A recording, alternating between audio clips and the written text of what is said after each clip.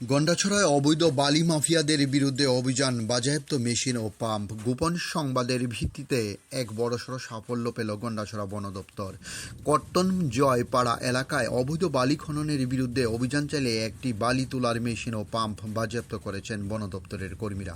জানা গেছে, বুধবার বন দপ্তরের কাছে খবর আসে যে কর্তনজয় পাড়া এলাকায় মেশিন দিয়ে অবৈধভাবে নদী থেকে বালি তোলার কাজ চলছিল। সেই খবরের ভিত্তিতে বন দপ্তরের একটি দল দ্রুত উক্ত এলাকায় অভিযানে যান। সেখান থেকে অবৈধ বালি খননের ব্যবহৃত মেশিন ও পাম্পটি উদ্ধার করেছেন বন দপ্তরের নিয়ে আসা হয়।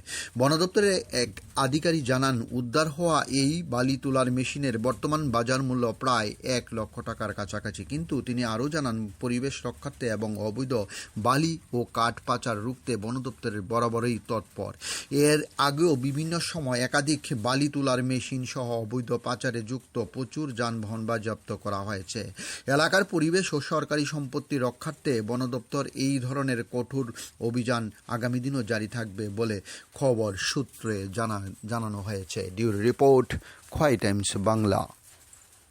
সকালে একটা বিশেষ সূত্রে খবর পাই যে কাতন জয়পাড়াতে সেখানে ইল্লিগ্যাল স্যান্ড মাইনিংয়ের জন্য বালুর মেশিন আছে।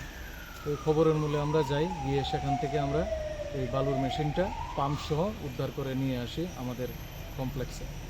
আমরা এর আগেও অনেকগুলি বালুর মেশিন সিজ করেছি এবং ইদানিংকালে আমরা বাকি যে অফিসে বিভিন্ন ভেহিকেলগুলি রয়েছে ওইগুলিও আমরা বিভিন্ন সময়ে সিজ করেছি।